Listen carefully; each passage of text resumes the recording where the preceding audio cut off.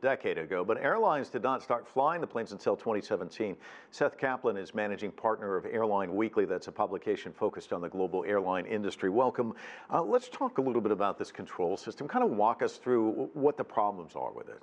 Yeah, a system that a lot of people who never really think about these sorts of things have now come to learn this term MCAS, right? What is it?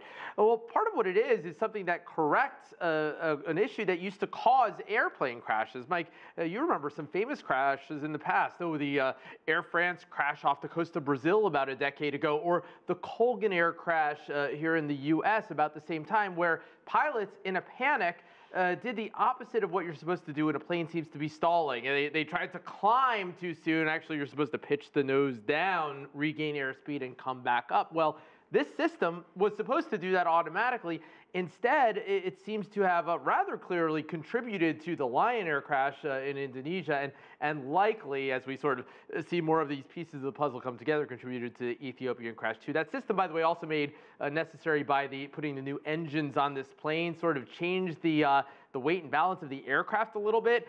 The aircraft would have sort of tended to pitch up, and so this system intended to keep it down. And another thing that's come up is training. That's been another question mark. And then, we were just hearing, one of the other issues that has come up is certification of the jets, that the airlines themselves are kind of involved in this. And we think, well, it's the FAA doing it. Talk to me about those issues, because they've certainly come front and center in the last couple of days. Right. The pitch that Boeing was making to airlines with this airplane is that you could kind of have the best of both worlds.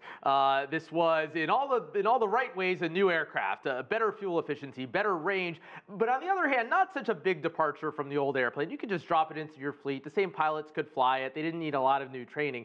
Well, we're seeing more and more that there was this one important difference on a plane that, yeah, in some respects wasn't anything all that new. This wasn't like the Dreamliner, this brand new airframe.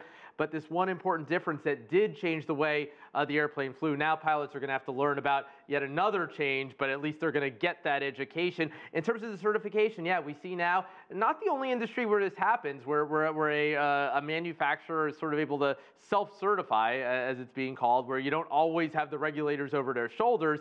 It was all well and good as long as the industry was as safe as it had become. And look, in the aggregate, it's still true, and this is what people in the industry have all said. It's the safest it's ever been, and yeah, you get on a plane today, you are safer generally than you've ever been. But here we have these two devastating crashes within 5 months of one of the latest and greatest aircraft, what was supposed to be one of the safest aircraft out there. Obviously, something went wrong, and that's what we're talking about now. Calvin Scoville is the Transportation Department's Inspector General. He was testifying today. He said this clearly: confidence in the FAA as the gold standard for aviation safety has been shaken. How do they reshape their image as a result of this? And one question people are asking, well, when will the FAA recertify the plane, right?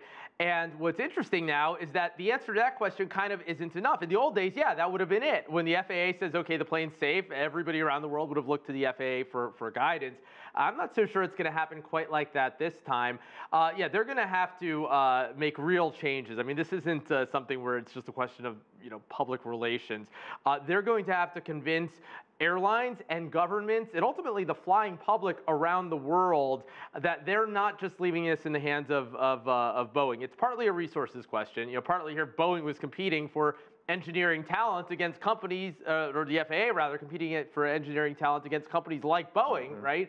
So yeah, they need more people, but they also, this relationship that in some ways seems like it was maybe too close. Collaboration's good, but they are still a regulator and the regulated company. They're going to have to convince everybody that that's and people are going to be watching that. Seth, always a pleasure to have you on our broadcast. Likewise, Mike. Thank you.